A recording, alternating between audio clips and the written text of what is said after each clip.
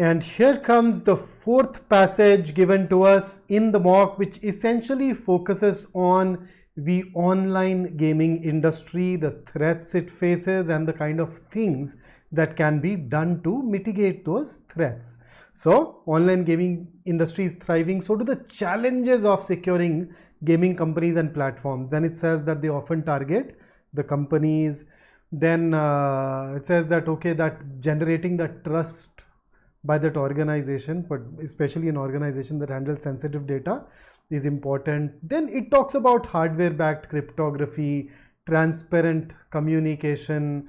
Then there is a focus on mobile gaming, then VR gaming, and in between we are also talking about what a company can do at an organizational level to mitigate it, what an individual eventually can do to mitigate it, right? So those are the kind of things that have been dealt with in this particular passage. So let's look at 14th.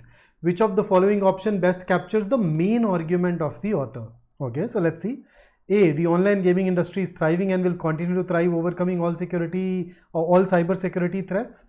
Will continue to thrive gives you the kind of positive tone that the passage lacks. The passage says that they are facing challenges and that there are things that they need to do. Some of those things are being done, but then they of course need to go ahead and do that. So it misses out on that effort that needs to go towards protecting the data. B, cyber threats are evolving along with the online gaming industry, the first couple of paragraphs, and robust cyber security measures must be put in place to tackle them. That's nice. That's at least better than A. It is not all optimistic, it's not looking at the online gaming industry through the kind of rose-tinted glasses that A does. C, online gamers and users are vulnerable to data theft, disruptions, and eroding trust. Oh, this misses out on talking about the companies altogether and the kind of things they need to do. D, exaggerated minimizes the threat that the online gaming industry faces. It is not in agreement with the passage, and therefore I think C and D were definitely easy to rule out. It is A and B where we had to look at these things closely, and that continue to thrive was essentially the difference here. Okay, you can use A and B as essay topics and then think of the kind of article that will be written on that. That will tell you the differences within A and B, and hopefully that will lead you to the right answer, which in this case is going to be option B. So that strategy could have helped you eliminate A. Okay, here comes 15th. Which of the following can be inferred from the passage above? So let us check. A, there has been little change in the cyber attacks on online gaming companies in the last 10 years. No, in fact, the very first paragraph basically says that as they've become more popular, they are facing increasing threats. So it is false. B, exploitation of in-game economies and disruptions of online gameplay is rare in online gaming. Once again, false. This has happened. It is a realistic threat. It is not something which is exceedingly rare and thus can be ignored. So this is something that has been given in within the first 3 paragraphs of the passage. C, in online gaming, cyber criminals target gaming companies to steal personal information of users. True. Given to you in the second paragraph. D, individual users are powerless against malicious actors and malware infected games. No, remember that particular paragraph where they said that an individual should also exercise caution, verify the apps that they're downloading, keep their phone software up to date. So there are certain measures that even an individual can take, so which means that they are not exactly powerless. So even D is false. So one of those rare inference questions where we have an option that is true and the other 3 which are false. So we should have no hesitation in choosing C as our answer to question number 15. Here is the next one, 16th. Which of the following can be the benefits of implementing strong authentication and encryption? Now this is more of a specific detail question. Let me take you to the relevant part. So you see this? Implementing strong authentication and encryption can be highly effective in these instances. So these instances are protecting against unauthorized access, preventing data breaches, and avoiding virtual asset theft. These are the benefits of strong authentication and encryption. So if you go back to the question, you'd notice that all of these are mentioned in option B, and that's why for question number 16th, we should go ahead and choose B or mark B as our answer. Here is the next one. Question 17. Consider the following statement. Okay, let's consider it.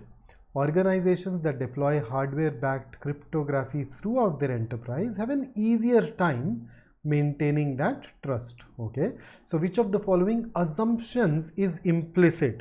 So in this particular case, all that we need to do is negation test. Take the opposite of every answer choice to be true and then check whether the statement can be made or not. So let's start with A. Some organizations do not deploy hardware-backed cryptography in their enterprises. So the opposite is some organizations deploy. The statement can still be made. Remove it. B. Organizations that are not interested in maintaining client trust do not use hardware-backed cryptography. Let's take the opposite.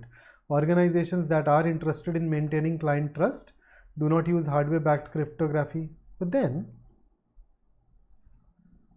this talks about an easier time. It does not say this is the only way, right? So this can still be made. Let's eliminate it. C. Hardware-backed cryptography helps prevent data breach and maintain user trust. Let's take the opposite.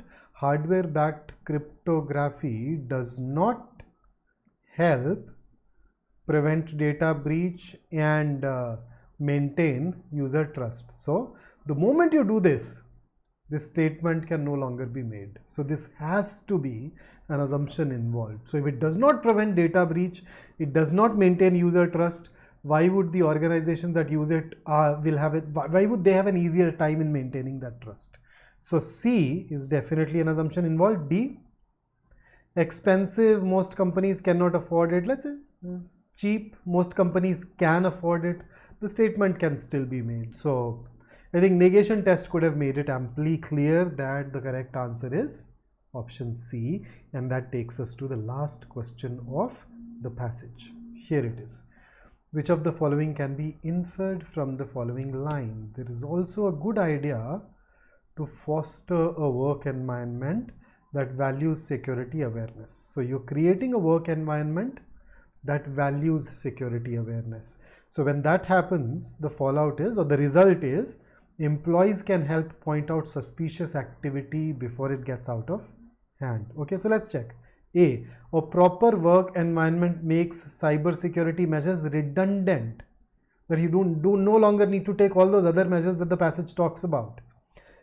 Can we arrive at it on the basis of this particular line? Does this line say that it makes all the other things not needed? No, and therefore on the basis of this we cannot really arrive at the conclusion. B, creating security awareness helps check security threats.